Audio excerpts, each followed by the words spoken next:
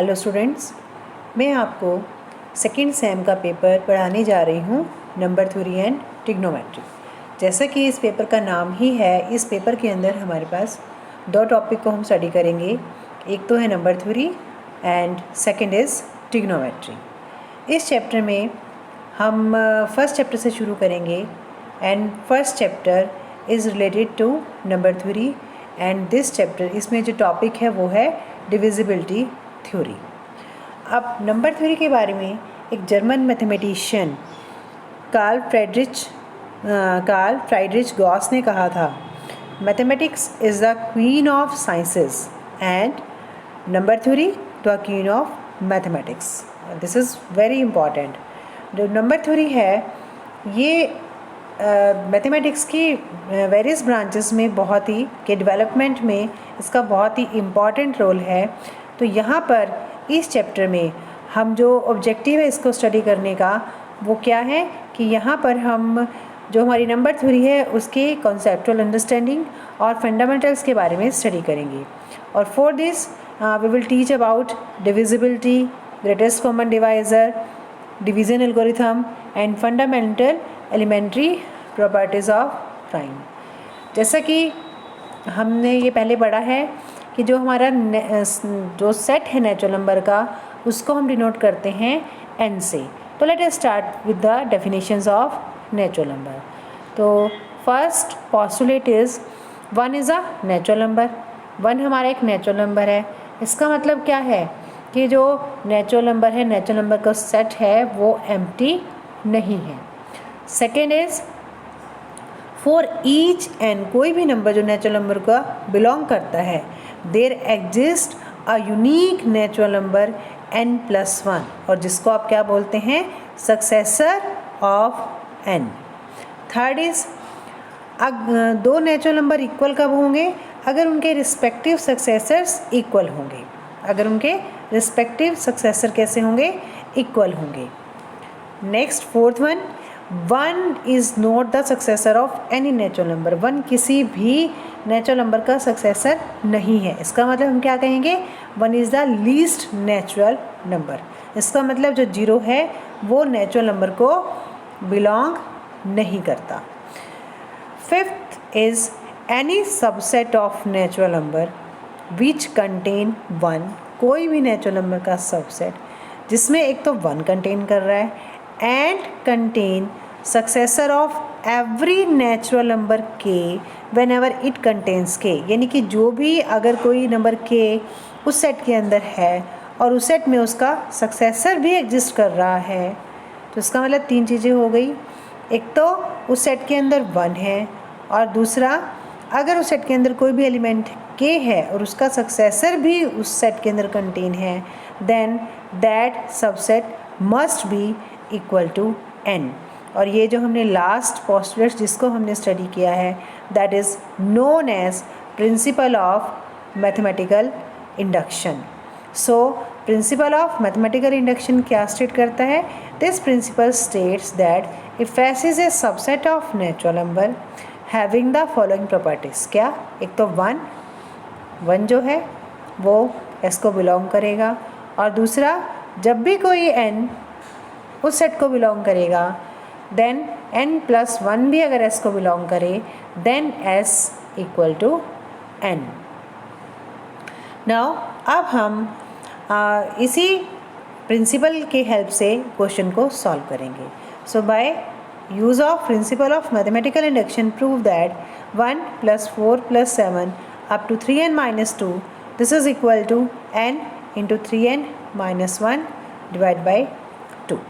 तो लेट अस से जो हमने सबसे पहले हम क्या ले रहे हैं, इसकी हमने क्या ली, लेफ्ट हैंड साइड 1 + 4 इसको हमने लिया। अब ये क्या है, this is the function of n से this Pn। So Pn equal to 1 + 4 + 7 up to 3n - 2 and this is equal to n into n - 1 by 2। अब हमें इसको प्रूव करना है। तो सबसे पहले हम क्या करेंगे, क्या मेथड है हमारा सॉल्व करने का। अब आपने इस प्रोसेस में, अब अगर हमने प्रिंसिपल ऑफ मैथमेटिकल इंडक्शन से किसी भी रिज़ल्ट को प्रूव करना है तो क्या वर्किंग प्रोसेस रहेगा, जैसा कि अभी हमने इसमें किया, हम उस स्टेटमेंट को हमने क्या कहेंगे, Pn। फिर हम उस स्टेटमेंट को 1 के लिए वेरीफाई कर लेंगे। 1 के लिए वेरीफाई करने के बाद let us assume the statement is true for any n equal to m, and then मानने के बाद हम ये वहाँ पर प्रूव करेंगे कि जो हमारी स्टेटमेंट है that is true for n equal to m+1। ठीक है, अब इसमें पुट n इक्वल टू 1, जैसे आपको क्या होगा स्टेप वन क्या है कि पुट n इक्वल टू 1। अब इसमें अगर आप n इक्वल टू 1 डालते हो तो क्या आएगा, a की वैल्यू आपने डालनी है, तो a की वैल्यू डालनी है तो क्या आ जाएगी, 1 आ जाएगी। और यहाँ से अगर हम इस पोर्शन को सॉल्व करते हैं तो क्या आएगा, 1 इंटू 3 1 माइनस 1, ये 2/2 1 ही आ गया, तो दोनों साइड बराबर आ गई। इसका मतलब जो हमारा P1 इक्वल to 1, left hand side equal to right hand side, n equal to 1 के लिए ये ट्रू है। नाउ अब फिर second step let us suppose the result is true for n equal to m। m के लिए ये रिजल्ट ट्रू है, तो हम पुट कर देंगे n equal to m 1 + 4 + 7 up to 3m - 2, this is equal to m into 3m - 1 upon 2। ये हमने सपोज कर लिया, ये इसके इक्वल है। नाउ अब हमने क्या करना है, ये हमारा सेकंड स्टेप हो गया। नाउ थर्ड स्टेप, जैसे कि मैंने अभी आपको पहले बताया भी था, put n equal to m+1। यहाँ पर n में हम डालेंगे m+1, तो Pm+1 this is equal to 1 + 4 + 7 up to, इससे पहले वाली अगर हम टर्म लिखना चाहें तो अगर ये 3n - 2 है तो n की जगह n - 1 होगा, और वहाँ पर आपने क्या पुट करना है, n इक्वल टू m+1। तो ये क्या बनेगा, इससे पहले वाली टर्म क्या बनेगी, 3m - 2 प्लस, और यहाँ से क्या बन जाएगा, ये क्या बन जाएगा, 3m+1 - 2, this is equal to, इसको हम सॉल्व करें तो ये क्या आ गया, 3m - 2 प्लस 3m + 1। ठीक है, अब ये हमारा यहाँ पर, अब हम इस प्रॉपर्टी को जो सेकंड है उसको हम सेकंड को हम यूज़ कर लेते हैं। ये जो हमारा पार्ट है इतना ब्रैकेट में जो हमने लिखा है, ये by that this is equal to m into 3m - 1/2। यहाँ पर हम रिप्लेस कर देते हैं m into 3m - 1/2 plus 3m + 1, तो ये हमारे पास ये टर्म आ गई। अब अगर आप इसको सॉल्व करो तो सॉल्व करने के बाद और एलसीएम लेने के बाद ये बन जाएगा 3m² - m प्लस 6m + 2/2, तो 3m² + 5m + 2/2, इसका हमने बनाए फैक्टर।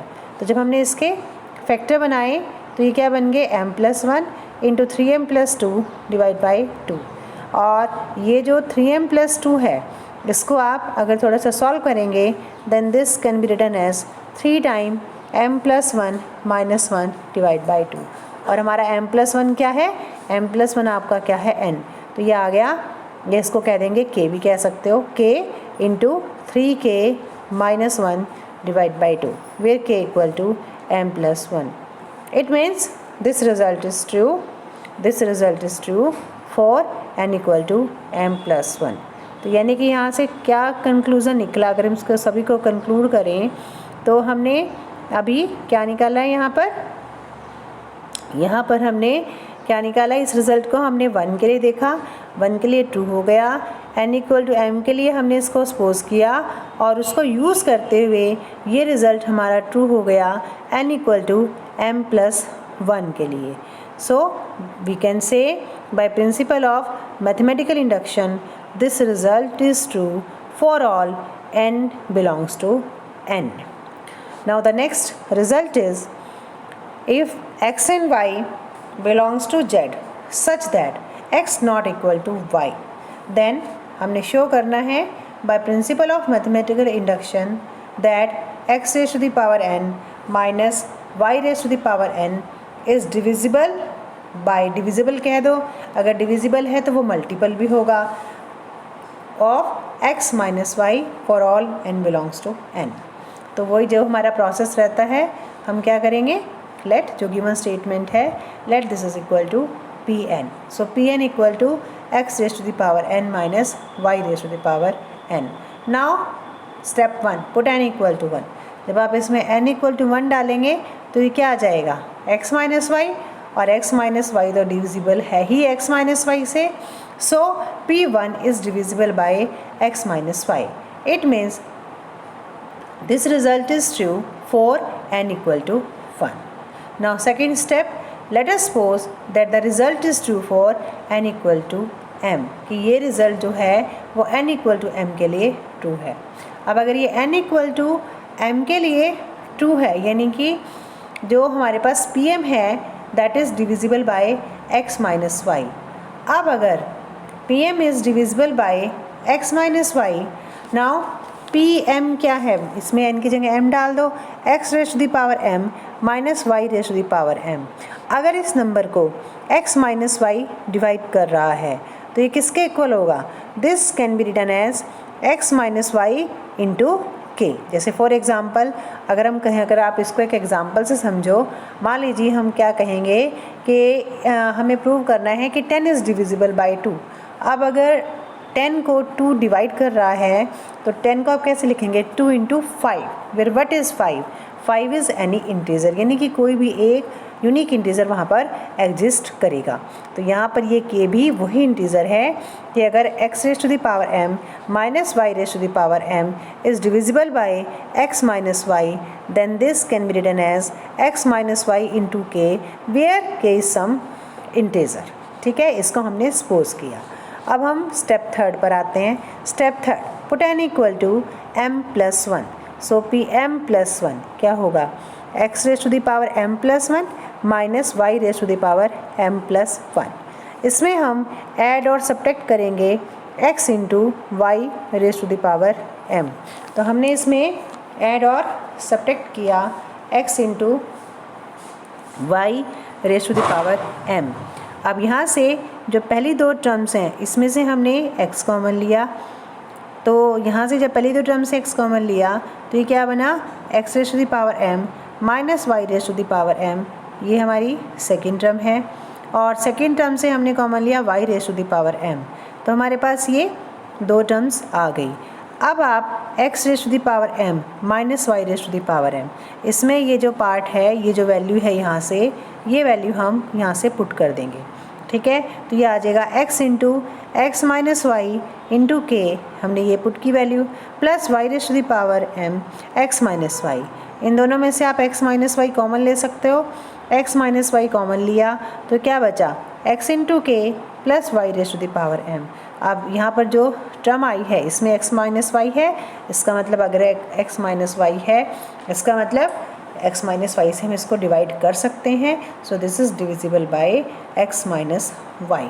तो इसका मतलब जो हमारा रिज़ल्ट प्रूव हो गया, 1 के लिए हमने चेक किया, 1 के लिए ये प्रूव हो गया।